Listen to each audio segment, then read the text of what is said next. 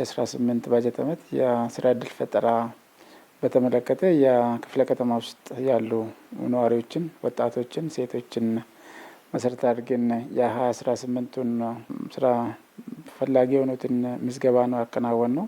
ከምዝገባ በኋላ የሚመጣው ጸጋ ላይ ነው ፎከስ አድርገን ነው። ምንድን ነው የኮሪደር ልማቱ ይዞ የመጣ ጸጋ ምንድን ነው?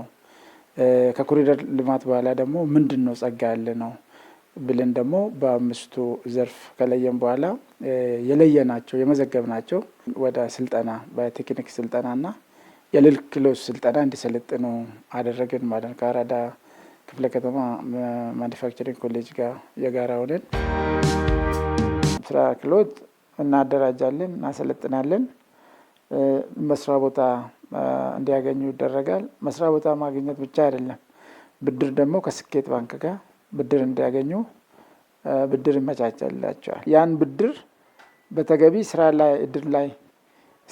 እድል ላይ ውሏል ወይ ያን ታርጌት መጥተዋል ብሎ ደግሞ ተተኪ ምርት እንዲያመርቱ እነኚህ ተደምሮ የተደራጁ ኢንተርፕራይዞችን ድጋፍና ክትትል ያደርጋሉ። የቁጠባን ሂደታቸውን ስልቱን እንዲቆጥቡ ያደርጋሉ። በዛ ደግሞ ያመጣሉ ብቻ ሳይሆን እንደ አስፈላጊነቱ ደግሞ ወደ ገበያ እንዲያወጡ ባዛሮች ይዘጋጃሉ። ኮንቲኔንስ ባዛር ዘንድሮ ብቻ በርካታ ባዛሮችን አዘጋጅተናል። ከስራ ዕድል ፈጠራ በቋምነት ስራ አግኝቶ በኢንዱስትሪ ውስጥ ተሰማርቶ በክፍለ ከተማችን እነኚህ መነሻ ያደረጉ ወደ ኢንዱስትሪ የተሸጋገሩ የእውቀት ሽግግር ያደረጉ የተተኪ ምርት የሚያመርቱ በርካታ ደግሞ ዜጎች እንዳሉ ደግሞ 219 ኢንዱስትሪዎች አሉ ተጨባጭ ስራ ላይ ያለ። እነኚህ ኢንዱስትሪዎች ባይዘዌ ዝም ብሎ ኢንዱስትሪ ስለተባለ ብቻ አይደለም፣ በጣም ተወዳዳሪ ናቸው። ወደ ውጭ ኤክስፖርት የሚያደርጉ 15 ኢንዱስትሪዎች አሉ። ኤክስፖርት ማድረግ ብቻ ሳይሆን ደግሞ እነኚህ ኢንዱስትሪዎች በዚህ 9 ወር ብቻ $3.3 ሚሊዮን ገቢ አግኝተዋል። ከዛ ውስጥ ደግሞ 211ዱ ተተኪ ምርት ያመርታል። ተተኪ ምርት አምርቶ $143.3 ሚሊዮን ይህንን ዋጋ ማስቀረት ይችላል።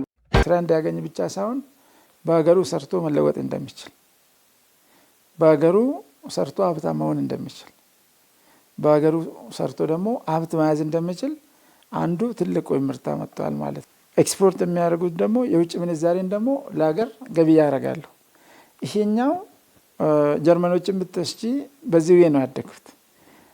ሌሎች ሀገራትም አደገው ያሉ ሀገራት መነሻቸው የሎካል ኢንዱስትሪ ነው፣ ኮቴጅ ኢንዱስትሪ የምንለው ማለት ነው። ከዚህ ተነስቶ ነው ሰው የሚያደርገው። ኢትዮጵያ ታምርት ንቅናቄ ውስጥም የራሱ ፋይዳ የጎላ ሚና አለው። ለወጥ የምንችል ነገ አይደለም ዛሬ ነው። ቀንም ያለን ዛሬ ነው።